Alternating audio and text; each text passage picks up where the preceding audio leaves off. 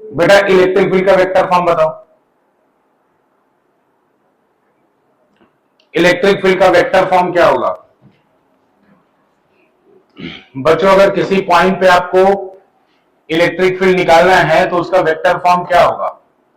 देखो इधर ध्यान से, उसका वेक्टर फॉर्म होगा EP is equals to k into q upon r cube या आर पी का cube into are p vector. One बटा कैप होता है जब नीचे स्क्वायर होता है, तो आपकी इच्छा, या आर पी वन मतलब या चार्ज और इसके बीच में दूरी कर लो आर पी वन। ये आर पी वेक्टर कौन सा वेक्टर है बेटा? जैसे ये चार्ज है क्यू और ये पॉइंट है, इसको वन पे कहना चाहो वन पे कह लो, ये पॉइंट है पी, आर पी वन कहना है one P R P one कह लो। तो मान लो ये क्यू वन वेक्टर रखा है आर वन पोजिशन वेक्टर पे और ये पी वाला वेक्टर रखा है आर पी पोजिशन वेक्टर पे।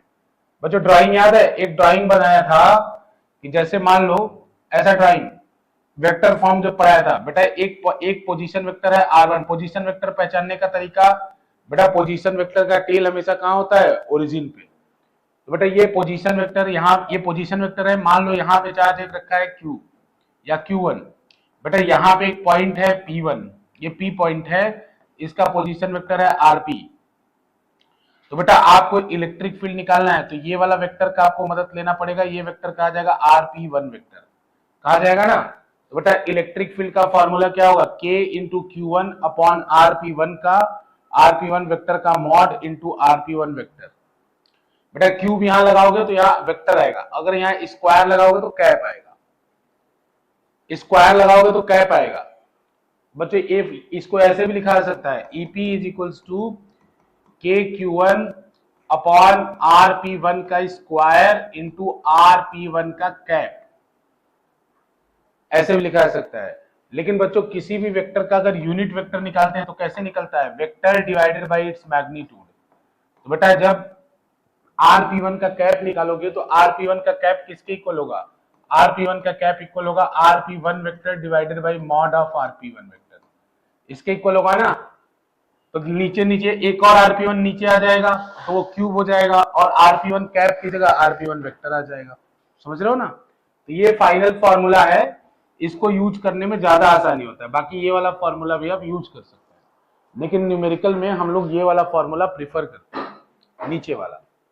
अब सुनो बच्चों, ना तो यहाँ पे देखो RP1 वेक्टर हमें गिवन नहीं है, लेकिन ये बता रखा है कि ये चार्ज कहां पे प्लेस्ड है। ये चार्ज प्लेस्ड है, ये चार्ज प्लेस्ड है बच्चों 1,2,4 पे, और ये जो पॉइंट है उसका कोऑर्डिनेट है 0,-4,3। अब देखो बेटा आप करोगे क्या? तो सबसे पहले आप R1 वेक्टर निकाल लो। तो मैं ऊपर वाला, वैसे तो पूरा खत्म हो जाएगा, ये फॉर्मूला सबको पता है, नहीं पता है तो ये नोट कर लेना। मैं क्वेश्चन ग्रुप में भी डालते रहूंगा तो नोट जगह छोड़ देना, ग्रुप में नोट कर लेना, ठीक है ना। मैं ग्रुप में सारा क्वेश्चन डाल दूंगा, क्लास खत्म होने के बाद या तो स्लाइड डाल दूंगा या ग्रुप में क्वेश्चन डाल दूंगा, तो डायरेक्ट सोल्यूशन लिखना आप, ठीक है ना। तो सोल्यूशन जैसे एग्जांपल कुछ भी आप क्वेश्चन नंबर 1 करके इसको लिखना, मैं भेज दूंगा इसको ग्रुप में। अब देखो बेटा मैं डायरेक्ट ये फॉर्म थोड़ा सा डिलीट कर रहा हूँ स्पेस क्रिएट करने के लिए, फिर मैं सॉल्व करूंगा इसको, ठीक है। डन? किसी कोई दिक्कत अभी तक? तो बेटा फाइनल फॉर्मूला हमारा ये रहा। फाइनल फॉर्मूला, अगर electric field at point 1, electric field at point P due to charge 1 निकालना है तो ये हमारा फाइनल फॉर्मूला है RP1 का क्यूब इंटू RP1 का वेक्टर। यह है आपको समझ में? अब देखो बच्चों यहां करेंगे क्या। अब मुझे जरूरत है क्या? मुझे जरूरत है RP1 वेक्टर का। तो बच्चों देखो सबसे पहले मैं यहाँ पे कोऑर्डिनेट देखूंगा तो RP बच्चों ये वन वेक्टर कौन सा था? ड्राइंग याद रख रहे हो ना बेटा? वन वेक्टर वो वेक्टर था जहां पे चार्ज था। तो बेटा R1 वेक्टर यहाँ कितना हो जाएगा? R1 vector will be equal to, R1 vector will be equal to I cap plus 2J cap plus 4K cap. बच्चों डायरेक्ट, ये direct I cap J cap 4 और हो जाएगा। RP वेक्टर कितना होगा? RP vector will be equal to बेटा direct 0 I cap मतलब कुछ नहीं, मतलब -4J cap plus 3K cap, ये डायरेक्ट हो गया।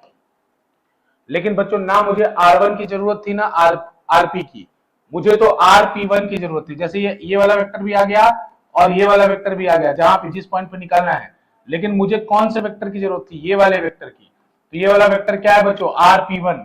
तो rp1 वेक्टर जो होता है बेटा, rp1 वेक्टर फिजिक्स में फाइनल माइनस इनिशियल, तो rp माइनस r1 वेक्टर। तो बेटा i वाला i में से सबट्रैक्ट, पहले क्या रखोगे rp, तो बेटा पहले i रखो, तो यहाँ 0 माइनस, तो इसका आंसर क्या है, देखो मैं डायरेक्ट कर रहा हूं बेटा, i वाला i में से माइनस होता है और j वाला j में से माइनस होता है।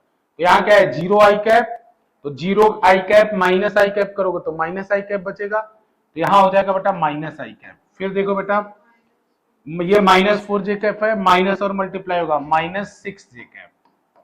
देखो बेटा 3 माइनस 4 के कैप क्या आएगा, माइनस 1 के कैप। तो बेटा ये क्या आएगा, माइनस के कैप। तो बेटा ये आपका कौन सा वेक्टर हुआ, rp1 वेक्टर। तो बेटा यहां वाली चीज तो आ गई, ये वेक्टर तो हमने निकाल लिया। अब इसका मैग्नीट्यूड निकालते हैं बेटा, क्योंकि उसका क्यूब करना है हमको। तो इसका मैग्नीट्यूड निकालने का तरीका, आई कैप जे कैप में अगर आपको वेक्टर दे रखा हो तो मैग्नीट्यूड निकालने का तरीका आई के कोफिशिएंट का स्क्वायर यानी -1 का स्क्वायर, जे के कोफिशिएंट का स्क्वायर यानी -6 का स्क्वायर, और के कोफिशिएंट का स्क्वायर यानी -1 का स्क्वायर। बच्चों ये पता होना चाहिए, अगर वेक्टर इस फॉर्म में दिया हो इस तरीके से मैग्नीट्यूड निकलते। कितना आ रहा है ये बेटा, प्रॉपर सॉल्व तो नहीं कर पाओगे, ये √38 आ रहा है, ठीक है ना, √38 आ रहा है। तो इसका आंसर बहुत प्रॉपर नहीं आएगा, तो इसका आंसर आएगा बच्चों कितना, के की वैल्यू डाल दो 9 × 10⁻⁹, Q1 कितना है 10⁻⁻6, और बेटा rp1 कितना है, मल्टीप्लाई कर दो, -i cap -6j cap -k cap, और दिस डिवाइडेड बाई टोटल क्या आएगा, √38 का क्यूब या 38 का पावर 3/2। ये भी तो लिख सकता हूं ना, क्यूब मतलब रूट को क्या लिख सकता हूं 1/2, तो 38 का पावर 1/2, ये इसका आंसर। अब फर्दर देखो ये सिंप्लीफाई नहीं हो रहा तो नहीं कर रहा, बाकी कॉन्सेप्ट आपको समझना है तो कॉन्सेप्ट इसका ये रहा। बोलो बेटा क्या हो, बोलो एंजल।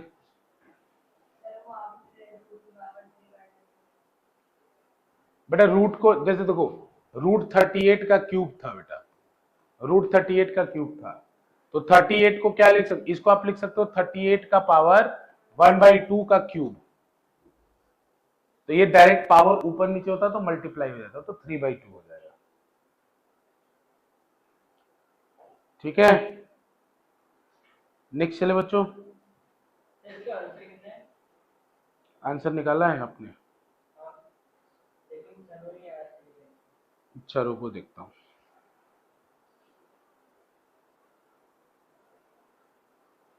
हाँ इसका आंसर जो हमने लिखा है वही है बेटा, लेकिन इसका फर्दर सॉल्व करोगे तो बहुत गड़बड़ आ रहा है डेटा, मतलब ये आंसर यही है, मैं चेक किया मैंने, तो फाइनल आंसर इसी फॉर्म में है। बाकी इसको और सॉल्व करोगे पूरा तो उतना सॉल्व करने की जरूरत नहीं है। -38.42 आई कैप, -230.52 जे कैप, -38.42 के कैप, ये इसका उतना सॉल्व मत करो। हाँ नहीं, कभी अगर आएगा तो थोड़ा इजी आता है। एक और क्वेश्चन करते हैं बच्चों, मैं देख रहा हूँ डिस्टर्ब कर रहे हैं।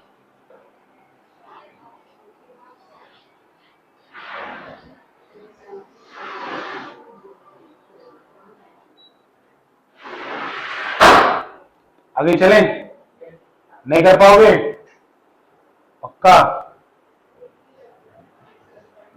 क्वेश्चन तो पढ़ लो, समझ तो लो। 2 identical ball each having density rho suspended from a common point by 2 insulating string of equal length, इतना बात समझ में आ गया। 2 आइडेंटिकल बॉल है, 2 स्ट्रिंग मतलब धागे से लटकाया गया है, और उन दोनों बॉल का जो डेंसिटी है, धागे का लेंथ इक्वल है, और उन दोनों बॉल का जो डेंसिटी है वो रो है, सिग्मा है, हाँ रो है, सिग्मा तो नीचे है, रो है, ठीक है ना। और दोनों बॉल आइडेंटिकल है, आइडेंटिकल मतलब दोनों का मास वगैरह क्या है, सेम। अच्छा,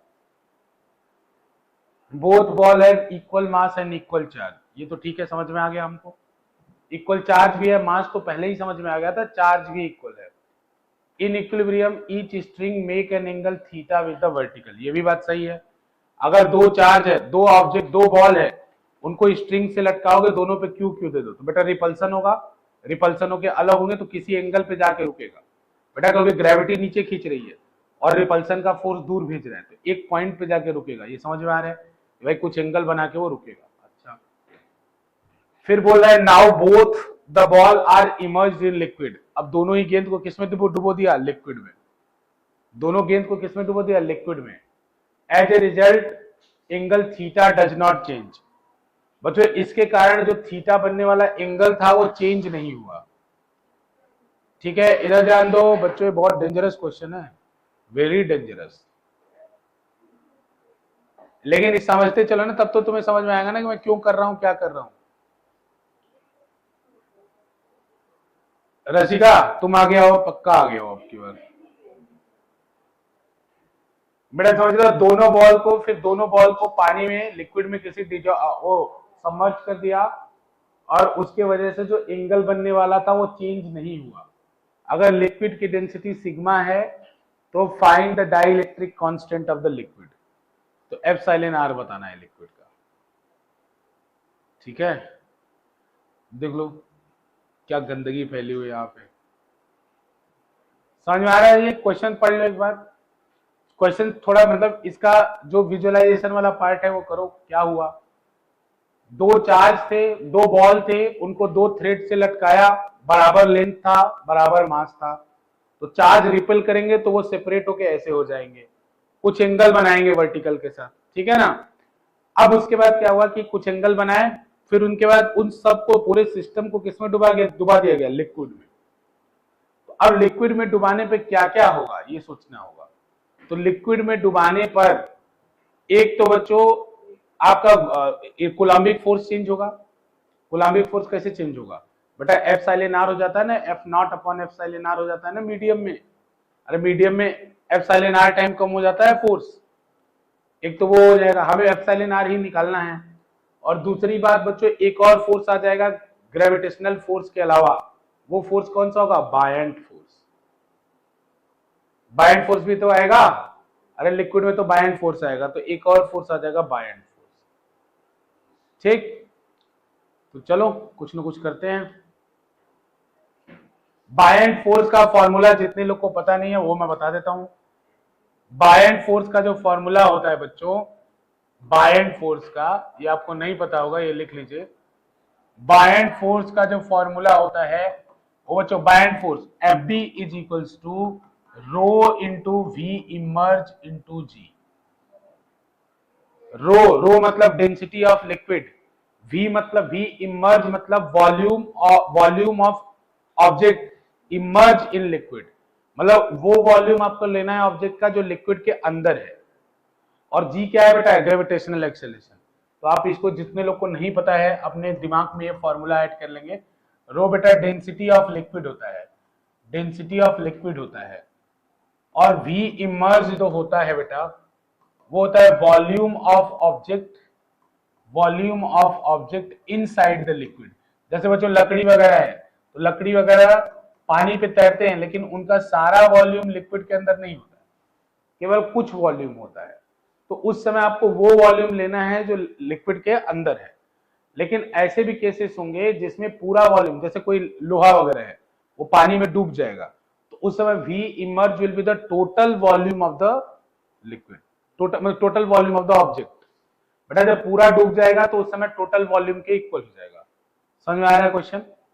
तो क्या क्या चेंज आएगा? पहले आपने पहला सिनारियो समझा, तो पहले सिनारियो के ऊपर क्वेश्चन बोर्ड में आ चुका है। दूसरा सिनारियो मैं बता रहा हूं, पहले बोर्ड वाला क्वेश्चन देख लेते हैं। बोर्ड में इसका आधा क्वेश्चन आएगा। बोर्ड में क्वेश्चन आएगा कि जैसे थीटा वगैरह पूछ लेगा, टी वगैरह पूछ लेगा, या चार्ज वगैरह पूछ लेगा, वो बोर्ड का काम है। तो पहले बोर्ड वाला काम हम लोग कर लेते हैं। लेकिन पहला काम यह है कि आप इस क्वेश्चन को पूरी तरह से समझिए कि कह क्या रहा है। ठीक है ना, उसको समझना जरूरी है। तो मैं अपनी स्क्रीन पे चलता हूं बच्चों, वहां मैं आपको दिखाऊंगा।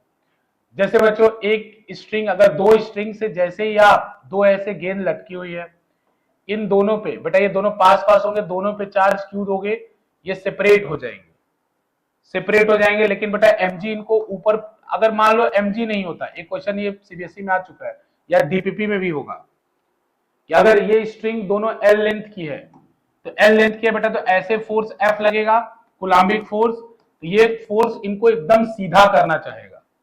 जैसे मान लो थोड़ी देर के लिए कि ग्रेविटी नहीं है, ग्रेविटी नहीं है, अगर ये दोनों चार्ज फ्री टू मूव है तो ये अपने में जितना दूर हो सकते हैं उतना दूर होंगे। भाई दो अपोजिट नेचर के लोग हैं, वो आपस में जितना दूर हो सकते हैं उतना दूर होंगे, तो ये मैक्सिमम दूरी तय करेंगे। तो बेटा उस सिचुएशन में ये दोनों कैसे हो जाएंगे, ऐसे हो जाएंगे, ऐसे। ये क्यू यहां आ जाएगा, ये क्यू यहां आ जाएगा, समझा ना, ऐसे फैलेंगे और बिल्कुल सीधे हो जाएंगे। लेकिन बच्चों यहां ग्रेविटी जब होगी तो ग्रेविटी इनको पूरी तरह से स्ट्रेट होने नहीं देगी, तो ये कुछ रिजल्टेंट डायग्राम में इस तरीके से बनेंगे। अब बात समझ रहे हो ना, ये क्वेश्चन डीपीपी में था। डीपीपी में था कि अगर ग्रेविटी नहीं होता है और ग्रेविटी फ्री रीजन है, अगर उसमें दो चार्ज इस तरह से स्ट्रिंग को दे दोगे तो उनके बीच में बनने वाला एंगल कितना होगा, 180 डिग्री। और फिर ये पूछा था कि इनके बीच में फोर्स कितना होगा अल्टीमेटली, तो बेटा फोर्स कितना होगा, F इक्वल टू के क्यू स्क्वायर अपॉन 2L का होल स्क्वायर। दोनों पूछा था। डीपीपी तुम लोग सॉल्व नहीं किए ध्यान से, लेकिन ये डीपीपी का क्वेश्चन था कि नहीं आर्यन, ये डीपीपी का क्वेश्चन था कि नहीं। ग्रेविटी फ्री रीजन है तो उसमें एंगल कितना होगा, 180 डिग्री। पेपर में भी दिया था क्या मैंने, 180 डिग्री एंगल होगा। पेपर में तो मैंने थीटा वाला दिया था, mg वाला दिया था। और ये इनके बीच में फोर्स कितना होगा, तो जब ये मैक्सिमम दूरी पे चलेगा तो फोर्स इनके बीच में डिस्टेंस कितना होगा, 2L, 2L का होल स्क्वायर। अरे बात समझ में आ रहा है, बिल्कुल होगा। मैं क्या बोला, तुम ध्यान से सुना नहीं तुमने। मैंने बोला ग्रेविटी फ्री रीजन है, तो ग्रेविटी फ्री रीजन में तो सीधा ही हो जाएगा ना। अरे मैं बता रहा हूं, तुम ध्यान से सुने नहीं। मैं बता रहा हूं बच्चों, जब ये कोई कॉन्सेप्ट बता रहा हूं तो पूरा कॉन्सेप्ट बता रहा हूं कि इसमें क्या क्या होता है। जैसे अगर ग्रेविटी नहीं रहेगा, अरे क्वेश्चन का मतलब हमारा पर्पज क्वेश्चन सॉल्व नहीं करना है, हमारा अंडरस्टैंडिंग डेवलप करना है कि क्वेश्चन में क्या क्या पार्ट हो सकता है। अब एक क्वेश्चन के अंदर मैं कई क्वेश्चन कवर कर रहा हूं कि अगर ग्रेविटी फ्री रीजन रहेगा दोनों बिल्कुल सीधे हो जाएंगे, जितना दूर भाग सकते हैं भागेंगे। अगर वेट रहेगा तो वेट पूरी तरह से भागने नहीं देगा, कुछ बीच वाली सिचुएशन बनेगी। कैसी सिचुएशन, तो बेटा ऐसी सिचुएशन बनेगी। दोनों आइडेंटिकल है इसलिए दोनों बराबर एंगल कुछ वर्टिकल से इस तरह थीटा बनाते हुए सेपरेट हो जाएंगे। जो सिचुएशन, तो सीबीएसई क्वेश्चन पूछेगा तो मान लो एक क्यू है, तो इसके ऊपर एक फोर्स लगेगा कूलाम्बिक फोर्स, जो आपको पता है। इसके ऊपर एक फोर्स लगेगा, इधर भी वही सेम फोर्स लगेगा, कूलाम्बिक फोर्स लगेगा ना। दूसरी बात है बेटा, इसके ऊपर एक फोर्स इधर की तरफ लगेगा टेंशन, और इधर की तरफ लगेगा mg, लगेगा फोर्स। बेटा इसके बाद जो सीबीएसई पूछता है, पहले वो बता रहा हूं। सीबीएसई जो पूछता है बेटा, ये लेंथ L है, सीबीएसई के एमटीजी में क्वेश्चन है ये, अभी जो मैं करा रहा हूं। इस क्वेश्चन को तो बाद में आऊंगा मैं। बेटा ये जो लेंथ है वो L है, तो ये वाला लेंथ अगर आप निकालोगे तो ये वाला लेंथ आएगा L साइन थीटा। करके देख लेना बेटा, ये ट्रायंगल अगर थीटा है, ये एंगल अगर थीटा है, इस लेंथ को अगर x मानोगे तो साइन थीटा कितना होगा, साइन थीटा होगा x अपॉन एल, होगा ना। x इक्वल टू कितना हो जाएगा, l साइन थीटा। तो बेटा ये डिस्टेंस भी l साइन थीटा और ये वाला डिस्टेंस भी क्या होगा, l साइन थीटा, होगा ना। तो बेटा अब देखो, मुझसे चार्ज मान लो पूछा है, मुझसे मान लो चार्ज पूछा है, तो इस t का मैं दो कंपोनेंट निकाल सकता हूं। बेटा ये एंगल थीटा है तो ये वाला एंगल भी थीटा होगा, तो t का जो इधर कंपोनेंट आएगा वो आएगा t cos थीटा, और बेटा t का जो इधर कंपोनेंट आएगा वो क्या आएगा, t sin थीटा। कंपोनेंट तोड़ना पता है ना सबको। बेटा अगर बीच में वेक्टर होता है, अगर ये a एंगल है, ये थीटा है, तो इधर कंपोनेंट होता है a cos थीटा और इधर होता है sin थीटा। तो बेटा जब आप कंपोनेंट तोड़ लिए तो इस ओरिजिनल फोर्स को कैंसिल आउट कर देना है। तो यहां से क्या बनता है बच्चों, t cos theta equal to mg, और दूसरा क्या बनता है बच्चों, t sin theta is equals to coulombic force. अब मान लो हमसे क्यों पूछा है, मान लो हमसे क्यों पूछा है, जो सीबीएसई में क्वेश्चन आता है क्यों पूछा है, डिवाइड मार दो, डिवाइड मार दो इसको ऊपर रखे, तो tan theta is equals to कितना हो जाएगा, fc अपॉन mg। साइन को ऊपर कर लिया तो बेटा टी कैंसिल हो जाएगा, sine theta upon cos theta क्या होता है, tan थीटा। तो tan theta equal to fc upon mg, तो बेटा fc कितना होगा, fc होगा mg tan थीटा। अब देखो बेटा एफ सी की वैल्यू डाल दो, के इंटू क्यू स्क्वायर अपॉन ये वाला लेंथ कितना था एल साइन थीटा और ये वाला कितना था एल साइन थीटा, तो टोटल लेंथ कितना होगा 2l साइन थीटा का whole square is equals to mg tan theta होगा। जिंदगी खराब हो जाती है बेटा, ऐसे समझो हलवा क्या। के क्यू स्क्वायर, के को चाहो तो के को 1/4πε0 लिख सकते हो, ये क्यू स्क्वायर हो जाता है, नीचे हो जाता है 4l square sine square theta into is equals to mg into tan theta. बेटा मल्टीप्लाई कर दो उधर क्यू आ जाएगा, तो q is equals to q square is equals to पूरा ही मल्टीप्लाई कर दो जो जो हो सके, तो क्यू क्या हुआ उसका आंसर निकाल लियो तुम, अच्छा ठीक है अच्छी बात है। 4πε0 4l square sine square theta into mg tan theta. अब इसका रूट ये आंसर होगा, ठीक है ना। सीबीएसई में शायद देखना है, इसके अंदर बहुत छोटा सा क्वेश्चन पूछा था, एफसी या एमजी कुछ पूछा था, एंगल वगैरह पूछा था, लेकिन चार्ज पूछे तो ये इसका आंसर होगा। बहुत गंदा है भाई। अभी तो मैं इधर बात नहीं कर रहा,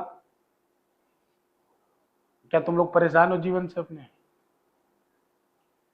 देखो एक बार बताओ, तुम लोग क्या उम्मीद करके बैठोगे जेई में तुमसे आसान सवाल आएगा, ये उम्मीद करके आप बैठे हैं क्या, या नीट में आपसे आसान पूछा जाएगा? नहीं आया, नहीं पूछा जाएगा। ये तुम्हारा पहले तो माइंड नहीं काम करेगा, तुम जो एक एक दो दो घंटे वाले पढ़ने वाले हो ना, तुम्हारा माइंड ही नहीं चलेगा इसमें।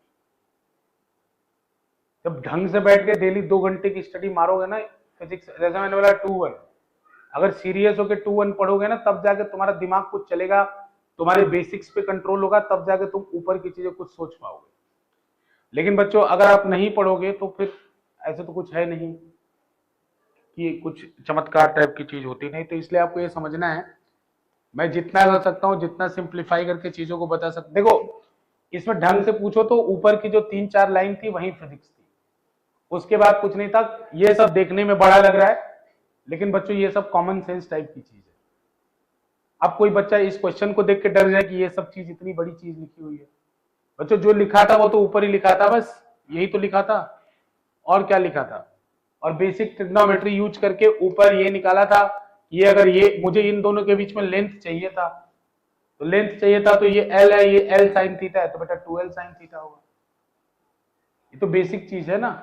तो देखो फिजिक्स बहुत थोड़ा सा होता है, उसके बाद ना थोड़ा आपको विश्वास रखना होता है अपने आप पे और कैलकुलेशन को बैक करना पड़ता है, यही फिजिक्स की कहानी है।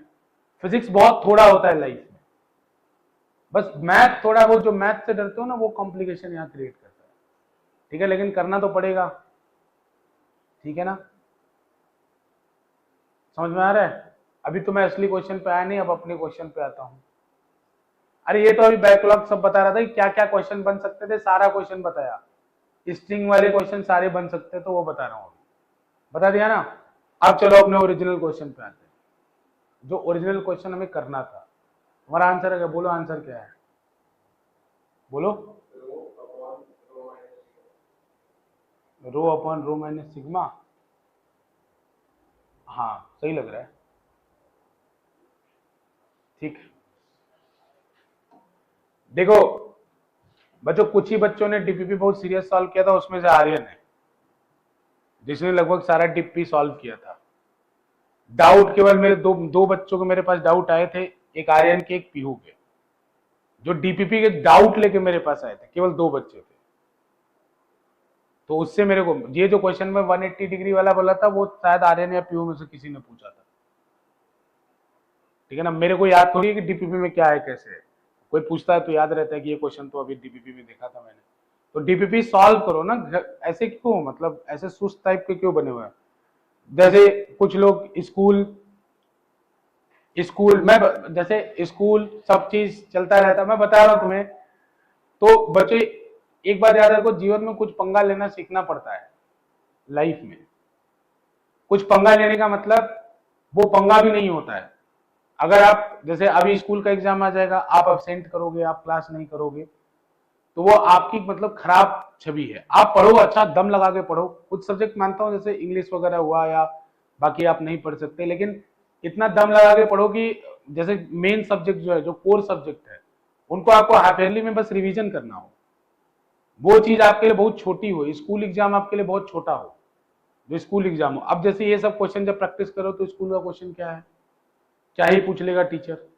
जिनके बोर्ड में अब की बार बहुत ढंग से आए हैं ना, 90+ अगर आए फिजिक्स वगैरह में ना, वो सब बच्चे जेई नीट वाले थे, सारे जेई नीट। जिनको जिनको प्रैक्टिस इस तरह के क्वेश्चन पे बैठा था, उनके लोग कितना टफ बना लेगा, कितना टफ बनाएगा बोर्ड, कितना टफ बनाएगा, तो कितना भी टफ बनाएगा उनके अंडर रहेगा। तो इसलिए बोल रहा हूँ कि इस 2-1 पढ़ा करो, 2-1 एटलीस्ट पढ़ा करो, स्कूल की चिंता मत किया करो।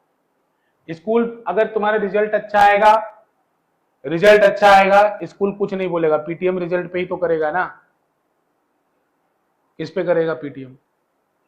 तुमने सब अच्छा किया, तुमने कॉपी कंप्लीट किया, मैडम सर को खुश कर दिया लिख के, लेकिन तुम्हारा रिजल्ट खराब आएगा, टीचर कहेगा कि पढ़ ही नहीं रहा है बच्चा। अल्टीमेट गोल तो वहीं जाके सेटल हो रहा है ना, तो तुम लिखने पे करो ना। तुम हो सकता है कुछ सेशन में टीचर को बुरा लगो, अरे तो पढ़ता लिखता नहीं है, रिजल्ट आएगा क्या, अरे पढ़ता लिखता तो नहीं, नंबर बहुत आ रहे हैं इसके, तो तुम्हारा सब बराबर रहता है। और लास्ट में जाने के बाद इतना सीरियस थोड़ा करियर के प्रति रहो। बोर्ड वगैरह में क्या है, कुछ नहीं है, अच्छा नंबर आएगा तब 10 दिन खुश रह लोगे, बुरा नंबर आएगा 10 दिन दुखी रह लोगे, बस। करियर नहीं बनेगा तो सब बेकार है। अब देखो इधर फटाफट,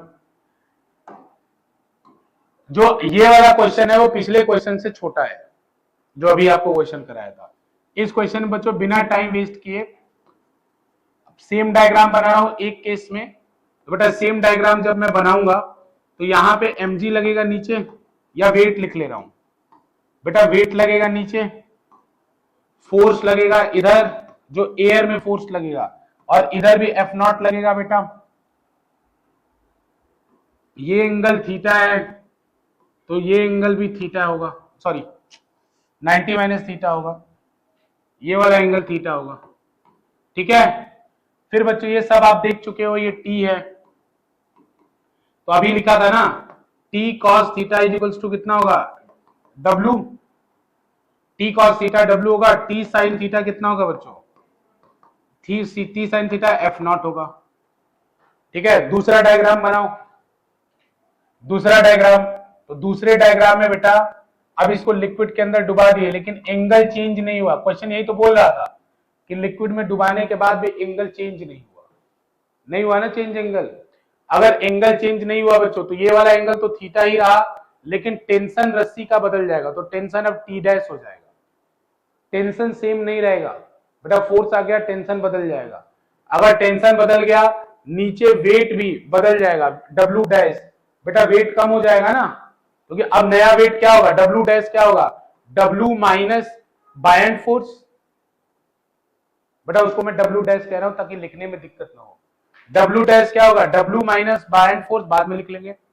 फिर बेटा इधर क्या आएगा, इधर आएगा एक कूलाम्बिक फोर्स आएगा, कूलाम्बिक फोर्स कितना आएगा, F0 अपॉन एप्सिलॉन आर। अरे मीडियम में डालते तो फोर्स एप्सिलॉन आर टाइम कम हो जाता है ना, तो यहां भी देखो, यहां भी ऐसे एंगल थीटा बनेगा। इस टी डैश का दो कंपोनेंट आएगा, इधर क्या आएगा टी डैश कॉस थीटा, इधर कंपोनेंट क्या आएगा टी डैश साइन थीटा। बेटा इक्वेट कर दो तो T dash cos theta is equals to कितना होगा, डब्ल्यू डैश, और बच्चों T dash sine theta will be equal to F0 upon F0 बेटा, F0 मतलब एयर में फोर्स अपॉन एप्सिलॉन आर। हमको टी डैश और टी के चक्कर में पढ़ना नहीं है, डिवाइड मार दो दोनों को, खत्म हो जाए बेटा। टी डैश और टी डैश टी के चक्कर में पढ़ना नहीं है, डिवाइड मार दो। तो इधर से डिवाइड मारोगे तो tan थीटा बराबर कितना आएगा बोलो, इधर से tan थीटा बराबर कितना आएगा देखना, F0 अपॉन डब्ल्यू, इधर से tan थीटा कितना आएगा, इधर से tan थीटा कितना आएगा बच्चों, इधर से tan थीटा आएगा F0 upon epsilon r upon W dash, तो डब्ल्यू डैश इसमें मल्टीप्लाई में हो जाएगा बेटा, एप्सिलॉन आर नीचे आ जाएगा, डब्ल्यू डैश मल्टीप्लाई में हो जाएगा। अब इन दोनों इक्वेशन का right hand side left hand side equal है, तो राइट हैंड साइड भी इक्वल होगा, पुट कर दो बेटा। लेफ्ट हैंड साइड इक्वल है, लेफ्ट हैंड साइड अगर इक्वल है तो राइट हैंड साइड भी तो इक्वल होगा, तो राइट हैंड साइड इक्वल होगा, तो देख लो क्या आएगा, F0 upon W is equals to F naught upon epsilon R into W dash. F naught cut गया। ये पिछले वाले से आसान है। मुझे क्या निकालना था, मुझे निकालना था एफ साइलेन आर, निकालना था ना बच्चों।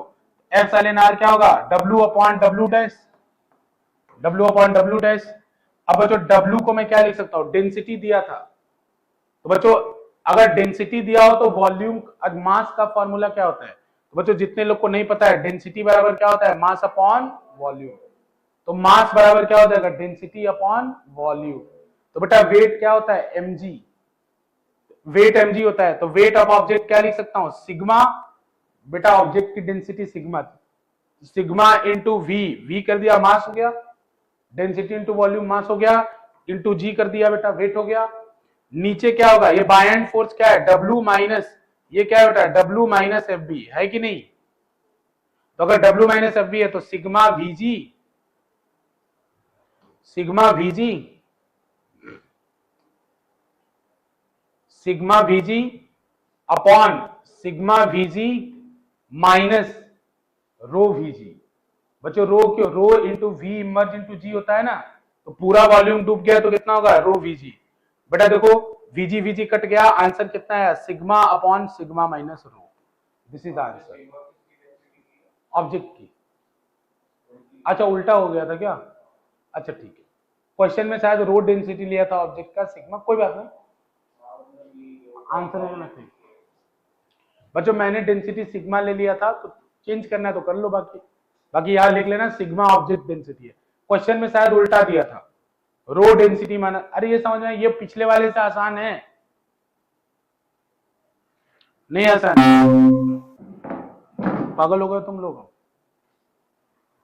बेटा, ये पिछले वाले से आसान क्वेश्चन है।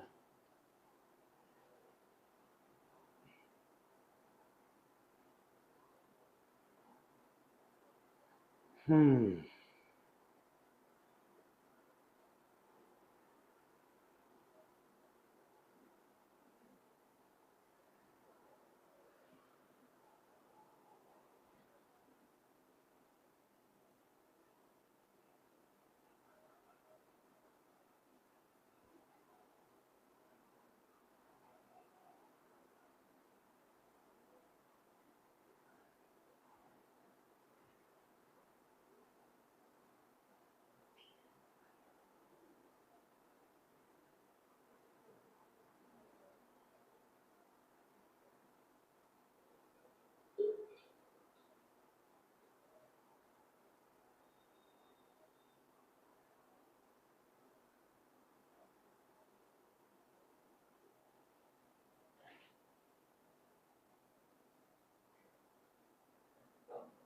समझ आया सबको, थोड़ा थोड़ा प्रयास करो, थोड़ा थोड़ा लेवल 1 लगाओ क्वेश्चन। पहले तो डीपीपी लगाओ बच्चों, पहली पहली प्राथमिकता फर्स्ट प्रायोरिटी डीपीपी की होनी चाहिए।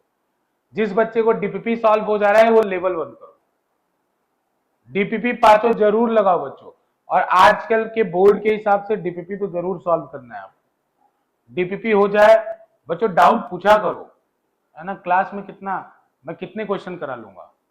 जब आप कुछ अटेम्प्ट करके आओगे, डाउट पूछोगे, तो उससे आपका डेवलपमेंट ज्यादा होगा।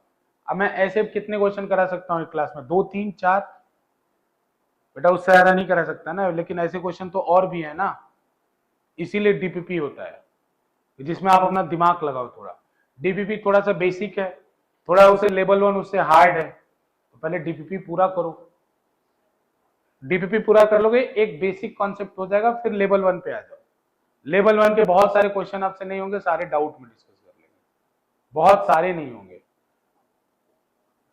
थोड़ा ऐसे देखो, स्ट्रगल टाइप का माहौल चलता रहता है लाइफ में, लेकिन यही जिंदगी है, संघर्ष करते रहो करते रहो।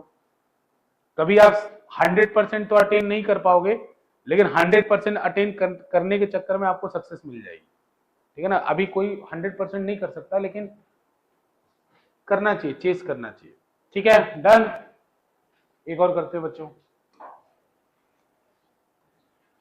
फिजिक्स मतलब क्वेश्चन होता है,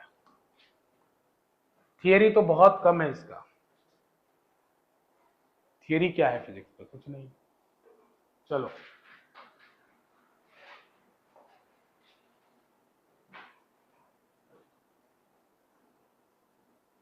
अगर इसका फिगर चाहिए तो मैं फिगर वाला भी देखता हूँ डायग्राम, अगर मेरे पास है तो बना सकते हो ऐसे।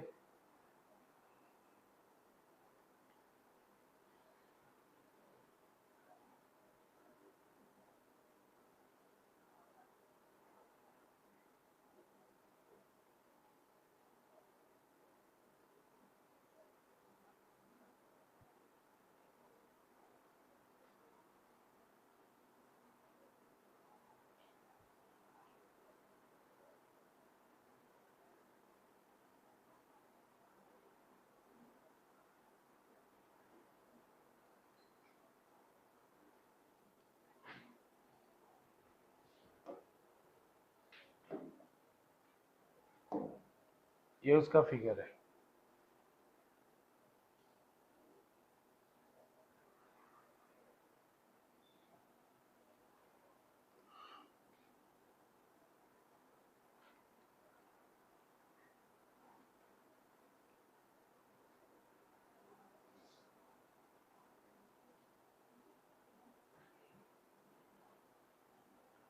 तो मैं बताऊंगा, मैं जानबूझ के डिफिकल्ट डिफिकल्ट ले रहा हूँ, इससे आसान भी है। ये मत सोचो कि सारे डिफिकल्ट है, लेकिन जैसे मैं हूँ, मेरा मेरा टाइम कम है, तो मैं जो सबसे डिफिकल्ट टाइप के होंगे उनको लूंगा ना। तो मेरा बाकी आप सॉल्व करोगे तो आसान वाले भी हैं, डीपीपी वगैरह आप सॉल्व करो, इससे आसान वाले भी हैं, लेकिन मुझे कराना है तो बेटा मैं डिफिकल्ट कराऊंगा ना क्लास में, जिसमें बहुत सारा कॉन्सेप्ट भी कवर होता है। पढ़ तो लिया ही होगा सबने, करे इसको अब।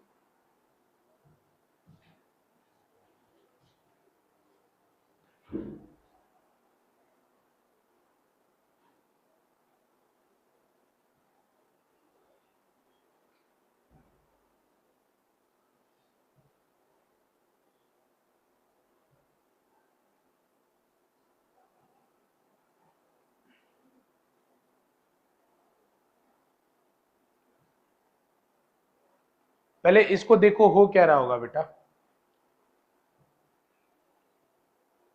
बेटा देखो ये दोनों प्लस चार्ज है, Q1 और Q2 इक्वल प्लस चार्ज है, इक्वल है ना, और ये माइनस चार्ज है। अगर यहाँ माइनस चार्ज और ये दोनों इक्वल फोर्स लगा रहे हैं, मतलब ये भी इधर से इक्वल खींच रहा है, ये भी इधर से इक्वल खींच रहा है, तो ये सीधा नीचे आएगा। तो बेटा अगर रेस्ट से इसको छोड़ोगे तो इसका नीचे आते समय स्पीड बढ़ेगा, क्योंकि फोर्स लग रहा है। बेटा फोर्स लगेगा तो एक्सेलरेशन आएगा, और एक्सेलरेशन आएगा तो वेलोसिटी बढ़ेगा। तो फोर्स लग रहा है, तो ये पूछा है कि जब ये पॉइंट ओ पे पहुंचेगा तो इसकी वेलोसिटी क्या होगी, ये क्वेश्चन। हाँ, cos 37 4/5 होता है। चलो ठीक है, देखा जाए। गधा कहीं का, मत करो आर्यन, अरे रुक जा, मत करो गधा कहीं का। जब ये पार्टिकल नीचे आएगा, तुम जो मेथड लगा रहा हो मुझे दिख रहा है, जब ये पार्टिकल नीचे आएगा तो इसका एंगल चेंज हो जाएगा कि नहीं, चेंज हो जाएगा ना। और दूसरी बात डिस्टेंस चेंज हो जाएगा, तो डबल इंटीग्रेशन करेगा। बच्चों अगर इसको इंटीग्रेशन से करोगे डबल इंटीग्रेशन में जाएगा, क्योंकि जैसे जैसे पार्टिकल नीचे आ रहा है इसका एंगल चेंज हो रहा है। बट बेटा अभी जो एंगल है और बाद में यहां आएगा तो जो एंगल है सेम है क्या। तो ये क्या सोच रहा है कि ये फोर्स निकाल लूंगा, ये फोर्स इसका कंपोनेंट इधर निकालूंगा, फिर उसके बाद उस कंपोनेंट से नीचे मुझको ए निकालूंगा, ए निकाल के फिर फॉर्मूला लगाऊंगा v equal to u plus a t. गधा कहीं का, यही कॉन्स्टेंट नहीं आएगा। और साथ में आर भी तो वेरी कर रहा है ना बच्चों, तो कोशिश मत करो। अरे मतलब अच्छा बात है, वो सोच रहा है, उसके दिमाग में कुछ आइडिया तो आया कि ऐसे सोचना है। ठीक है, अब देख कर रहा है फिर तुम, अब मत करो, मेरी बात सुनो बच्चों। जो क्वेश्चन इसको मैथमेटिशियन बन के करना चाहे कर तो सकते हैं, मतलब इसमें कोई डाउट नहीं है। समस्या समझ रहे हो ना, जैसे वो जो कर रहा है वो कर तो सकते हैं, लेकिन अभी नहीं कर सकते। थोड़ा अगर हायर मैथमेटिक्स या फिजिक्स में जाएंगे तो कर सकते हैं। वो सॉल्व कर, देखो ये याद रखो, फिजिक्स में एक साथ जब दो चीज बदलने लगे तो वहां डबल इंटीग्रेशन चाहिए होता है। और हमारे पास जो अभी 12th तक पढ़े होते हैं या 11 12 तक, वो सिंगल इंटीग्रेशन पढ़े हैं। मतलब एक वेरिएबल एक चीज वेरी कर रहा हो तो वी कैन हैंडल, हम उसको हैंडल कर सकते हैं, लेकिन 2 चीज 3 चीज वेरी कर रहा तो हैंडल नहीं कर सकते हम, तो फिर वहां हमें छोड़ देना चाहिए मतलब। और लेकिन अभी ये क्वेश्चन इस लेवल पे करना है, तो इसमें एक और कॉन्सेप्ट होगा, वो कॉन्सेप्ट हम लोग देखते हैं। तो बच्चों अब हम कॉन्सेप्ट लगाएंगे यहाँ एनर्जी कंजर्वेशन का। कौन सा कॉन्सेप्ट लगाएंगे? Energy conservation. तो बच्चों यहां अभी इसका कुछ पोटेंशियल एनर्जी होगा, निकाल सकते हो। कैसे निकलेगा? के क्यू वन, बेटा k Q one q two by r, मतलब k q two q three by r, और k Q one q three by r, और फिर साथ में k q two q one by r, जो भी डिस्टेंस हो। अरे निकाल लोगे ना? तो बेटा ये यू आई निकल गया, फिर बेटा ये यहां पहुंचेगा, तो अब तीनों का फिर पोटेंशियल एनर्जी निकाल लोगे। एक बार इनका, एक बार इनका, और एक बार इनका निकाल लोगे। और निकालने के बाद ये यूएफ निकल गया, तो बेटा डेल्टा यू निकाल लो।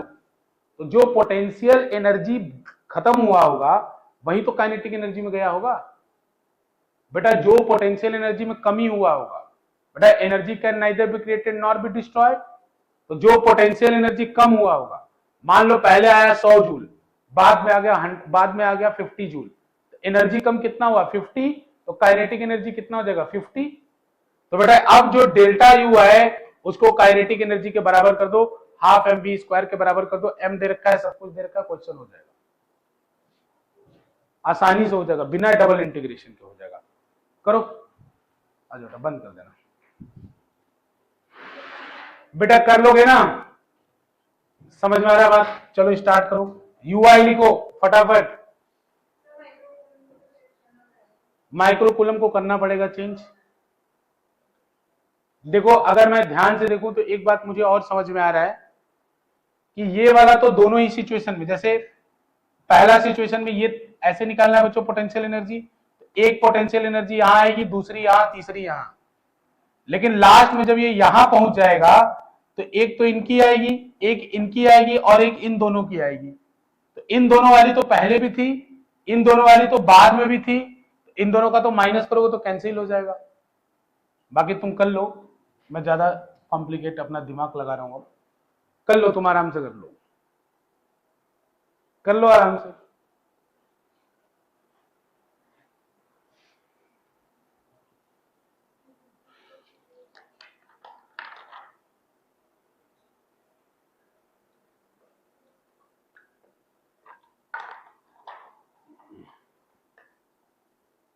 बेटा माइक्रो कूलम को कूलम में बदल लेना,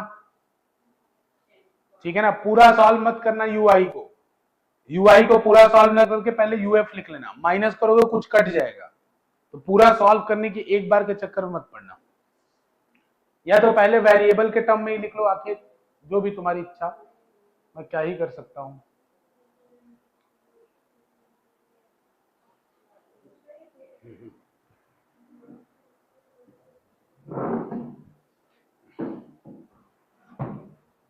हे प्रभु,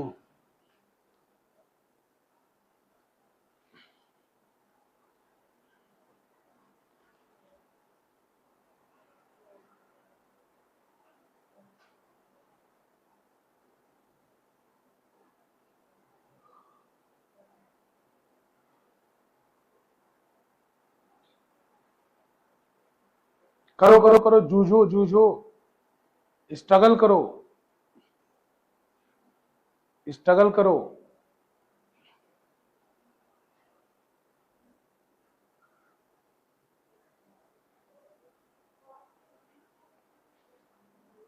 बेटा पोटेंशियल एनर्जी का फॉर्मूला पता है ना, k Q one q two by are.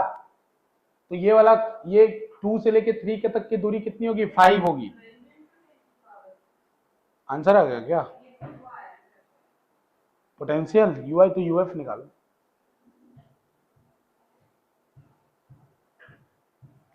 हो सकता है बच्चों, करो करो।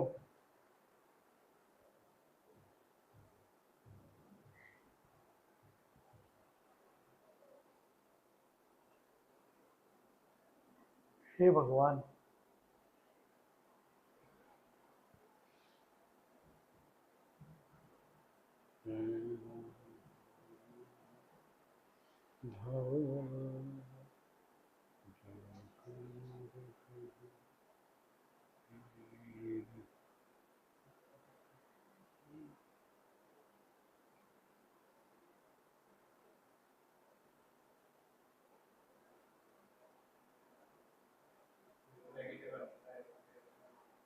हाँ आएगा ही नहीं, इनिशियल माइनस फाइनल करो ना। अरे शुरू में ज्यादा होगा बाद में कम आएगा ना बच्चों, इनिशियल माइनस फाइनल करो क्योंकि हाँ ओ पॉइंट पे बेटा यूएफ निकालने समय वो पॉइंट Q3 वाला ओ पे आ जाएगा। और बच्चों एक चीज और जो मैं बता रहा था, यूएफ माइनस यूआई मत निकालो, यूआई माइनस यूएफ निकालो, क्योंकि पहले 100 था फिर बाद में 50 हुआ, घटा कितना 50, तो 100 माइनस 50 किया ना आपने, तो जो 50 घटा है वही तो काइनेटिक एनर्जी में जाएगा। देखो ये सब कॉमन सेंस है।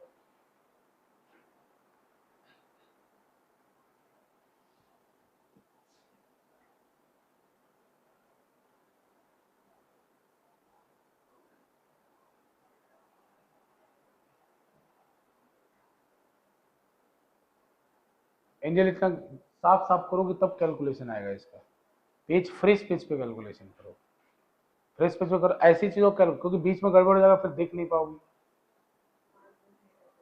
अच्छा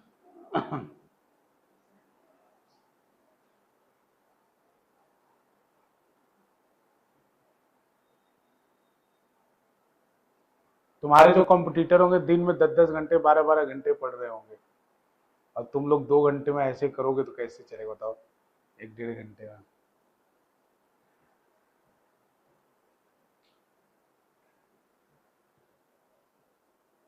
तुम्हारा कंपटीशन तुम्हारे दोस्तों से है ही नहीं, तुम्हारा कंपटीशन ऑल इंडिया लेवल पे है।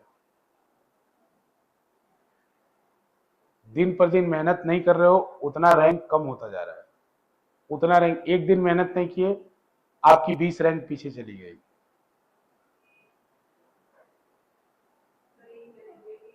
अब इस तरह अगले दिन नहीं किए 40 रैंक पीछे चली गई, मतलब टोटल 60। ये एक्सपोनेंशियल फंक्शन है ना, अगले दिन नहीं किए फिर 100 के लगभग पीछे चली गई, अगले दिन नहीं किए सीधे 500 चली गई। कैस्केडेड इफेक्ट होता है इसका। अब जो लोग नहीं कह रहे हो देख लो ऑलरेडी किस रैंक पर पहुंच चुके हो 11 से लेके अब तक। अब उसके बाद उठने का मौका है, थोड़ा रैंक तुम उसको यूआई निकाल लिया बेटा, अब ये नीचे आके ओ पॉइंट पे पहुंचेगा ना, ओ पे आएगा ना, तो बेटा जब वो ओ पे आएगा तो उसका यूएफ निकालो।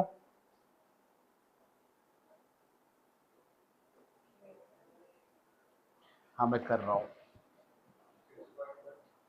6.1, वेरी गुड बेटा, तू चैंपियन है रे लड़का। आंसर सही है इसका, 6.2 मीटर पर सेकंड इसका आंसर है, 6.1 इसका आंसर है।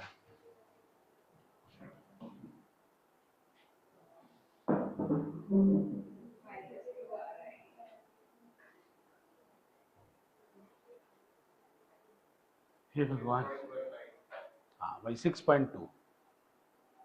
देखो इधर ध्यान से बच्चों, 2 मिनट ठीक है कर लो।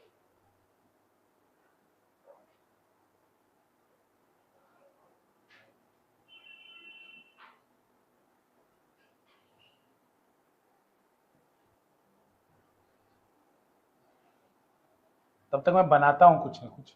बेटा ये डिस्टेंस 5 होगा पता है ना, क्योंकि ये 3 है ये 4 है।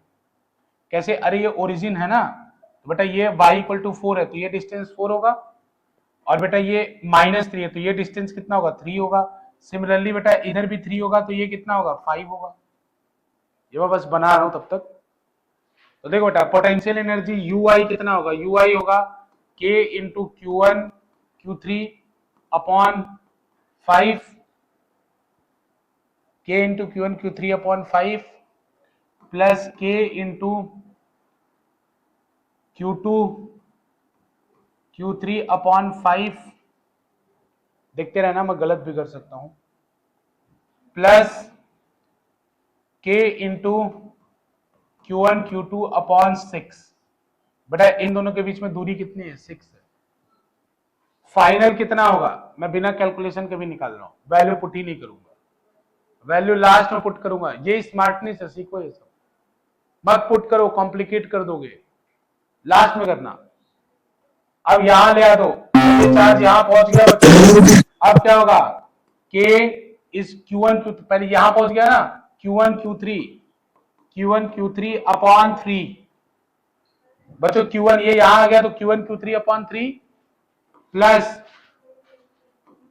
K into Q2 Q3 upon 3 plus, अरे ये हुआ ना Q2 Q3, ये यहां आ गया बेटा तो Q2 Q3 अपॉन 3 प्लस, अब इन दोनों का आपस में K into Q2 Q1 upon 6। बेटा जब UI माइनस UF करोगे, UI माइनस UF करोगे, UI माइनस UF क्यों कर रहा हूं बेटा, क्योंकि UI बड़ा होगा और UF कम होगा, तो UI माइनस UF जो होगा वही तो चेंज हुआ होगा ना काइनेटिक एनर्जी में। तो बेटा UI माइनस UF करोगे तो देखो कॉमन टर्म्स कट जाएंगे, तो बेटा ये वाला कट जाएगा, ये वाला कट जाएगा ना। अब UI माइनस UF कर रहा हूं, UI माइनस UF कर रहा हूं, ठीक है। तो UI कितना आएगा बेटा, ऊपर आएगा K Q1 Q3 वाले टर्म को एक तरफ एक साथ रख लो बच्चों, UI में K Q1 Q3 आएगा और UF में भी Q1 Q3 आएगा, तो नीचे वाले माइनस के साथ आएंगे क्योंकि माइनस करना है ना मुझे, तो डायरेक्ट देखो शॉर्टकट, नीचे कितना आएगा 1/5 minus 1/3 plus K into Q2 Q3, और ये भी क्या होगा 1/5 माइनस 1/3। ठीक है, कर लिया इतना। अब बेटा मैं वैल्यू डालूंगा लास्ट में, ठीक। अब 1/5 माइनस 1/3 कितना आया 3, कितना आएगा इस कैलसियम 15 आएगा ना, तो आंसर माइनस में आ रहा है क्या मेरा, मैंने फाइनल माइनस, अच्छा हाँ ठीक है कोई बात नहीं। तो बेटा देखो अब इसको जरा हम सॉल्व करते हैं, तो सॉल्व करने के बाद 1/5 माइनस 1/3 सॉल्व करने के बाद कितना रहे -2/15, तो बेटा ये आएगा ना K into Q2 Q1 Q3 -2/15 plus K into Q2 Q3 -2/15। अब नहीं घटेगा ना बेटा, अब कैसे घटेगा, कॉमन चाहो तो ले सकते, तुम्हारी इच्छा है, ठीक है। वैल्यू पुट कर दो, क्या, हाँ तो वैल्यू पुट करके कॉमन ले लो,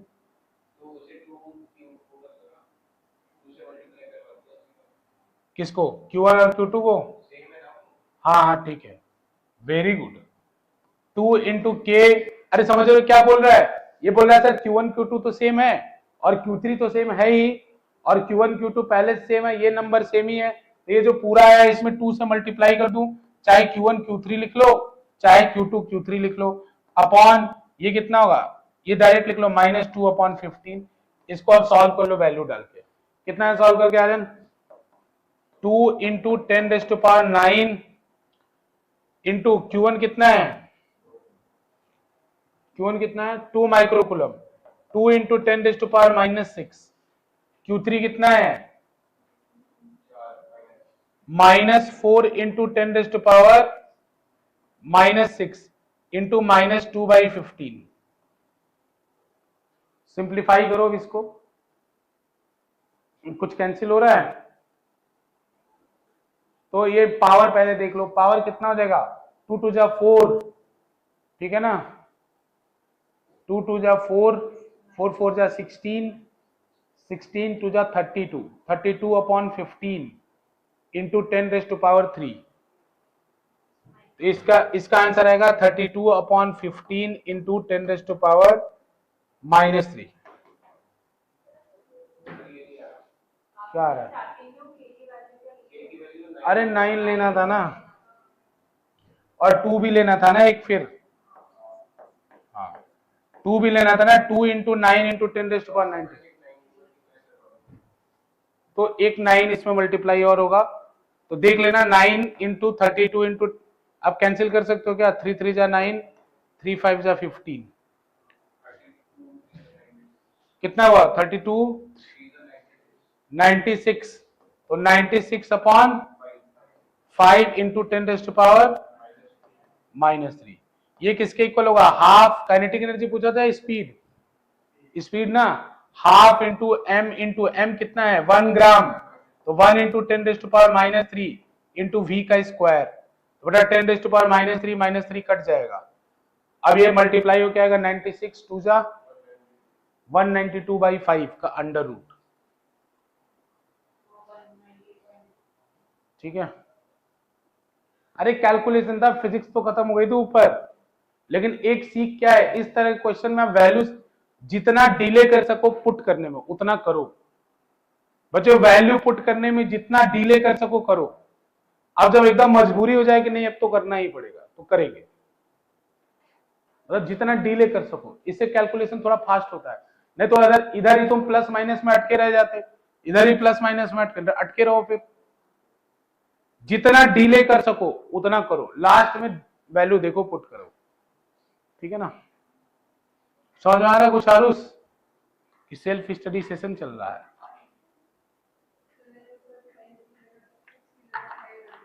अच्छा आप ये कर लिए थे सारा, बहुत अच्छे बेटा, थोड़ा यही है, थोड़ा सा ध्यान दो।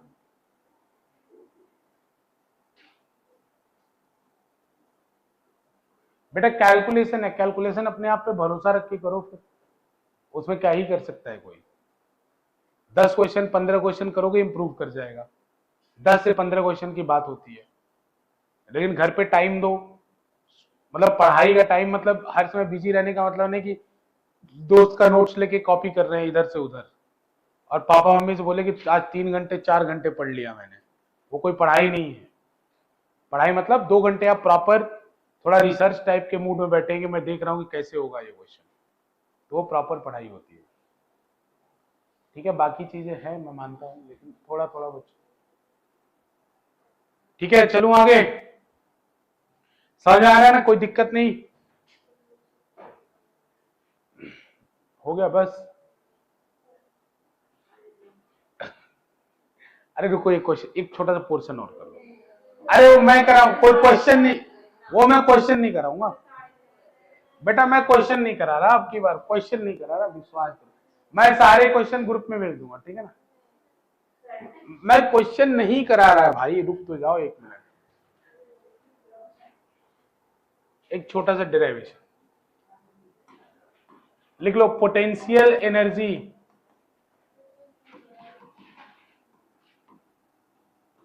ऑन द एक्सिस ऑफ, अरे बहुत छोटा डेरिवेशन है, potential energy on the axis of a uniformly, axis of a uniformly charged circular ring, circular ring, इसके इलेक्ट्रिक फील्ड का फॉर्मूला तो आपको पता ही होगा, मैं ऐसा उम्मीद करता ही हूं, याद है ना आप लोग को, नहीं याद है बताइए, किसी को याद हो तो। Electric field on the axis of a uniformly charge circular ring, kqx/x² plus r² का पावर 3/2। यहां पर वही काम करेंगे बच्चों, यहां पे रिंग ले लेंगे, इससे x डिस्टेंस पर, x डिस्टेंस पे एक पॉइंट है, अरे फटाफट देख लो, बहुत छोटी सी बात है ये बेटा, ये पूरा चार्ज q ऐसे डिस्ट्रीब्यूटेड है ना बच्चों, जल्दी जल्दी जल्दी, ये q चार्ज ऐसे डिस्ट्रीब्यूटेड है, इसका रेडियस क्या है r, इसका रेडियस क्या है r, तो बच्चों हमारे पास पोटेंशियल का केवल एक फॉर्मूला है, kq/r, किसी भी पॉइंट चार्ज के वजह से r डिस्टेंस पर, बेटा कोई भी पॉइंट चार्ज की वजह से r डिस्टेंस पर जो पोटेंशियल निकलता है वो क्या होता है, kq/r। तो बेटा देखो, ये तो रिंग है, ये तो चार्ज डिस्ट्रीब्यूटेड है, मैं पोटेंशियल निकाल ही नहीं सकता, तो मैंने इस रिंग का छोटा सा पोर्शन ले लिया, इसको क्या किया मैंने, dq।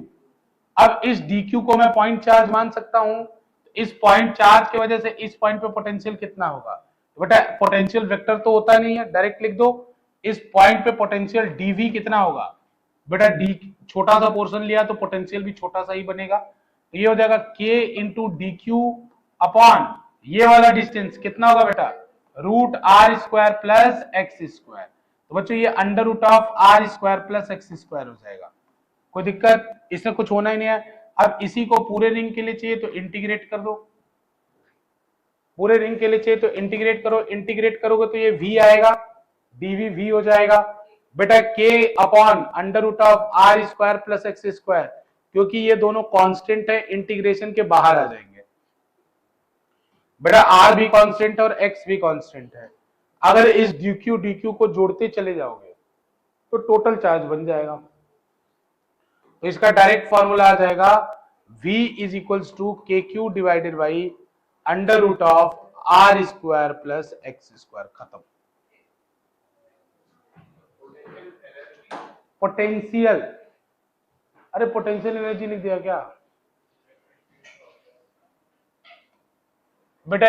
Potential on the axis of, बच्चों एनर्जी काट देना, गलती हो गया मेरे से, एनर्जी काट देना, पोटेंशियल, हाँ छोड़ रहा हूं, पोटेंशियल। ठीक है दीक्षा, आपका जो बेटा बच गया है मैं रिकॉर्डिंग भेज दूंगा इसका, ठीक है ना, शुरू के जो क्लासेस। ओके बेटा, चलो बेटा बाय बाय। आज के लिए बच्चों डीपीपी सब लोग सॉल्व करो प्लीज, और उसके बाद बच्चों डीपीपी हो जाए तभी लेवल 1 हाथ लगाना, नहीं तो कॉन्फिडेंस एकदम खत्म हो जाएगा। अगर डीपीपी सॉल्व कर लोगे तब लेवल 1 को हाथ लगाने के काबिल बनोगे। ठीक है बच्चों, चलो बाय बाय। मैथ है आज,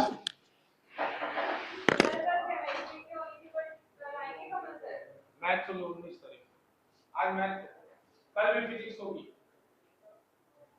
फिजिक्स मैथ कल भी होगी। आज केमिस्ट्री होती सर, मैथ की कल होनी है यार, ऐसे ना करो। ऐसा ग्रुप में मैसेज चेंज कर दो सर, ग्रुप में मैसेज आ जाए, ग्रुप में मैसेज आ जाए बाय वाले बॉक्स। अरे आदित्य तुमने टेस्ट क्यों नहीं किया? बाय वाले बॉक्स, बाय वालों की छुट्टी होगी, हां बाय वालों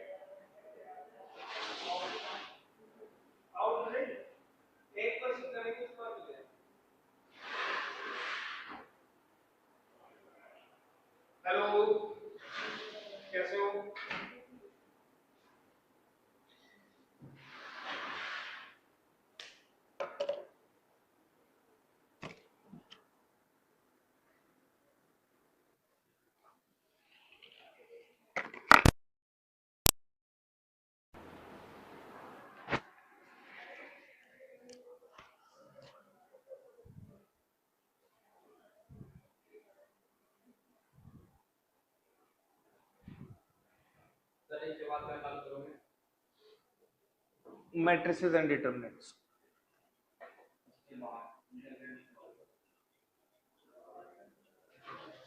आज तो दूसरा वो चलेगा ना, इनवर्स। या क्या करना है बताओ? गेट बंद कर दो बेटा। डिफरेंशिएशन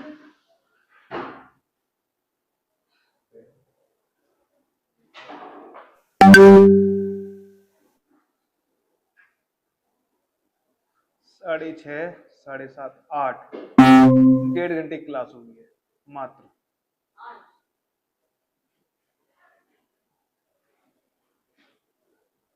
एक ही क्लास हुई है ना अभी तुम्हारी? एक ही हुई है ना?